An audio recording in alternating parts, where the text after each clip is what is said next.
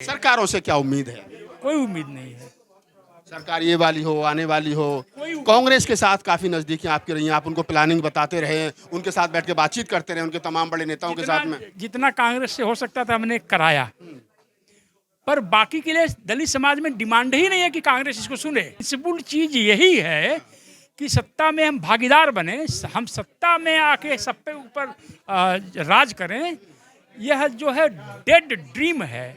UP में देखिए, BSP को 3 बार मुख्यमंत्री बनने का मौका मिला तो बीजेपी के सहयोग से, चौथी बार मौका मिला तो दलित ब्राह्मण सम्मेलन घर घर हुए, गांव-गांव हुए, मोहल्ले-मोहल्ले हुए, और वो ड्रीम अब चला गया। That is a failed experiment. यहूदी लोगों की पूरी पॉपुलेशन पूरी दुनिया में 1.5 करोड़ है, पर जितने नोबेल प्राइज निकले हैं 22% पर जू लोगों का कब्जा है। तो अगर जू लोग कर सकते हैं, जिनको यूरोप में शाम को 17वीं सेंचुरी में सूरज डूबने के बाद बाहर निकलने का परमिशन नहीं था, आज जो है दुनिया पर राज कर रहे हैं, तो दलित भी क्यों नहीं कर सकता है? तो दलित समाज के भीतर जो हुक्मरान बनने का भूत चढ़ा हुआ है, इस भूत को उतारने वाली ये पार्टी है। दलित मिडिल क्लास 2035 तक इतना सिमट जाएगा कि जो दलित मिडिल क्लास जो 10,000 रुपये पर डे वाली नौकरी वाले हैं, पर डे वाली नौकरी वाले। उनके घर की लड़कियों की शादी नहीं हो पाएगी, क्योंकि ऑफिसर जब नहीं पैदा हो रहे हैं तो शादियां कहाँ करेंगे?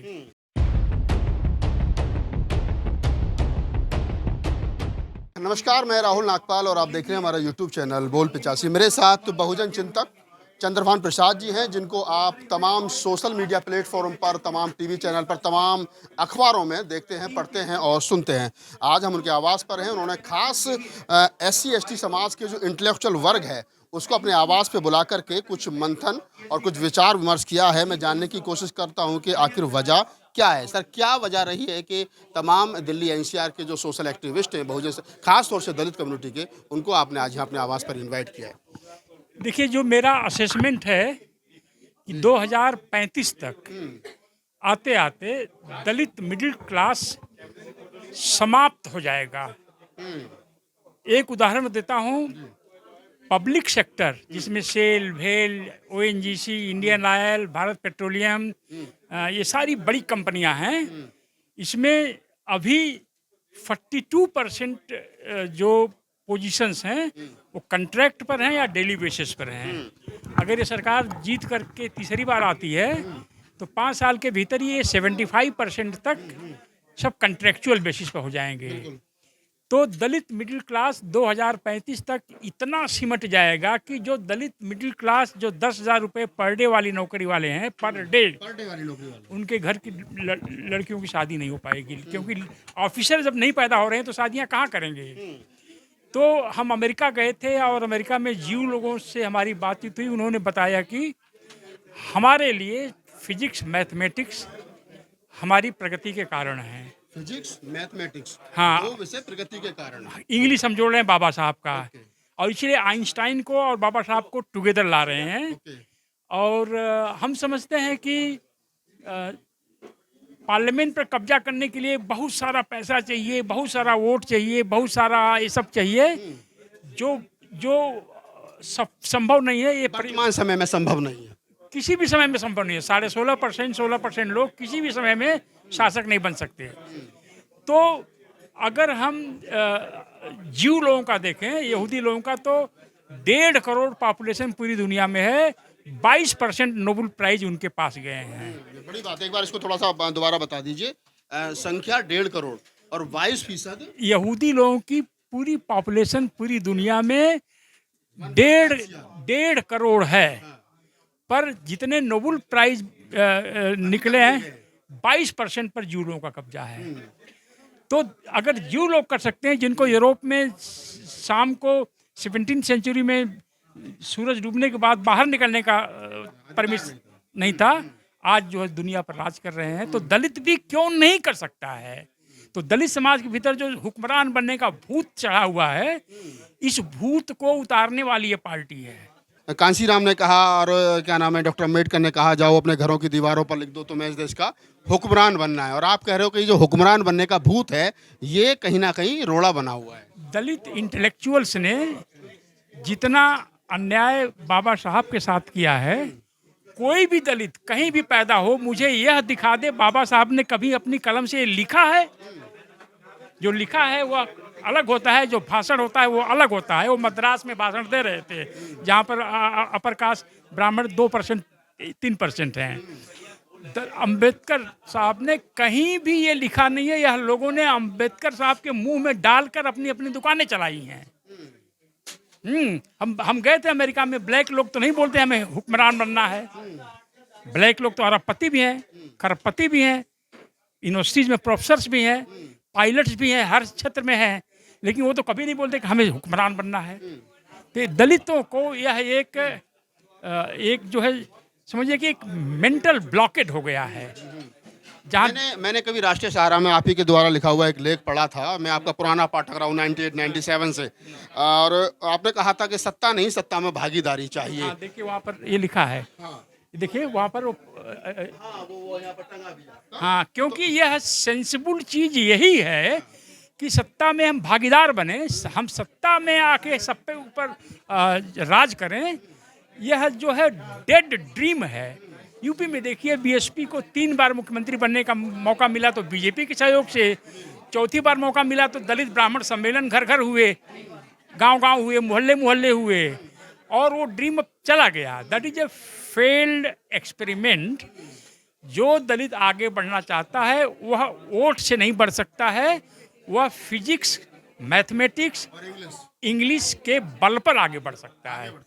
तो अभी आपने बताया कि इस मीटिंग को यहाँ बुलाने के 2 बड़े कारण रहे। एक तो ये रहा कि जो हुक्मरान बनने का जो भूत सवार है वो उतारना है, और दूसरा उनके दिमाग में ये बात डालना है कि फिजिक्स, फिजिक्स, मैथ और इंग्लिश, हाँ, उसको बच्चों को पढ़ाइए, वहाँ से आपको रोजगार जो है वो मिलेगा।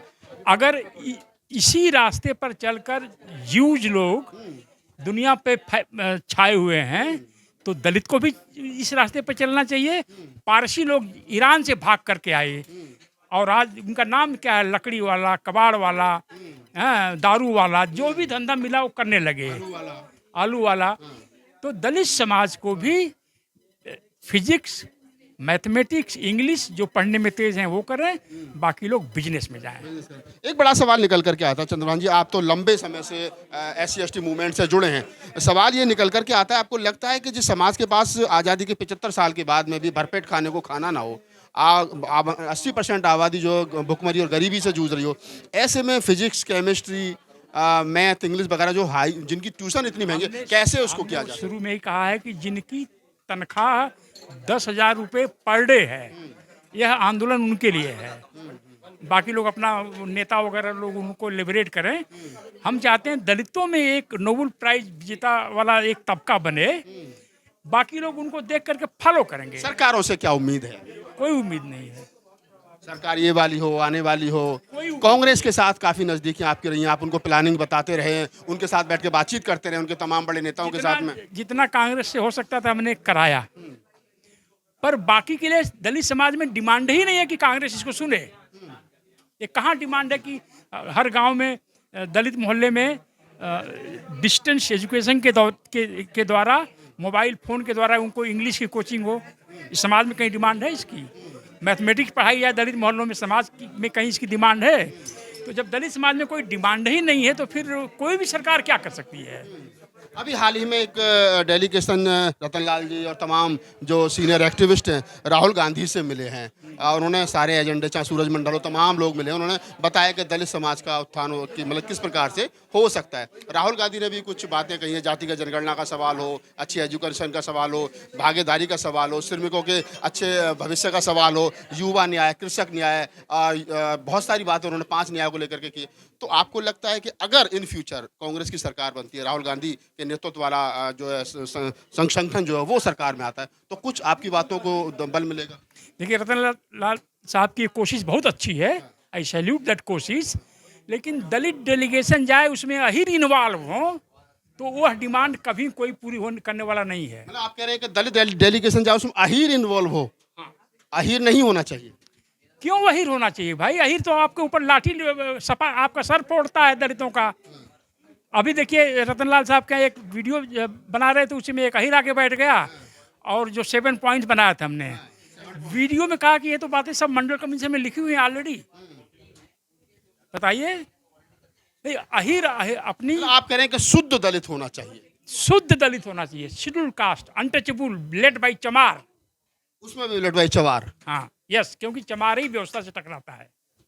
चमार ही व्यवस्था से टकराता है। आप चंद्रभान प्रसाद हैं और मैंने जैसा बताया कि मैं बड़ा फैन रहा हूँ, बड़ा पाठक रहा हूँ सर का, और शायद 95-96 से हम पढ़ते रहे, साहब को पढ़ा, और फिर हमारे लिए खुशी की बात रही कि मैंने सर के साथ मंच भी साझा किए, इंटरव्यू भी किए, और लंबी हमारी फ्रेंडशिप भी एक तरीके से मैं कह सकता हूँ रही है। आज उनकी आवाज़ पर ये मीटिंग थी, और मीटिंग का उद्देश्य क्या था वो सारी बातें मैंने सर से बारी बारी से पूछी। एक बात तो तय है कि वर्तमान समय में मुल्क में खास तौर से जो सर ने कहा कि शेड्यूल कास्ट, और शेड्यूल कास्ट में भी चमार जाति जो इस देश के सिस्टम से टकरा रही है, वो उसको हाशिए पर ढकेलने की कोशिश की जा रही है, चाहे तो राजनीतिक पार्टियों के द्वारा, चाहे उन्हीं के नेताओं के द्वारा। तो इससे कैसे निकला जा सकता है, समाज को कैसे सशक्त बनाया जा सकता है। सर ने कहा कि आज उन्होंने 3 मंत्र दिए हैं कि इंग्लिश और मैथमेटिक्स और फिजिक्स आप पढ़िए, अपने बच्चों को पढ़ाइए जो सक्षम है, जो पढ़ा सकते हैं, और फिर आपको रोजगार मिलेगा। और जैसा उन्होंने कहा कि 1.5 CR आबादी है यहूदियों की, वो ऑल ओवर वर्ल्ड में, जिनको 1970 तक, 1970 तक पब्लिक ट्रांसपोर्ट में बैठने का, या सूर्य अस्त होने के बाद, सूर्य अस्त होने से पहले या बाद में, हम चाहते हैं हमारे इसी जीवन में दलितों में एक नया ड्रीम पैदा हो। पार्लियामेंट को कैप्चर करना है, यह तो अब भूल जाइए। नोबेल प्राइज पर हमें अब नजर गड़ा के रखनी है। तो ये चंद्रभान प्रसाद जी से बातचीत मैंने की। आपको इस पूरी बातचीत से पर आपकी क्या प्रतिक्रिया हमें कमेंट सेक्शन में बताइए, और अगर आपका कोई सवाल है तो हमें लिख भेजिए rahulnagpalofficial@gmail.com पर। धन्यवाद।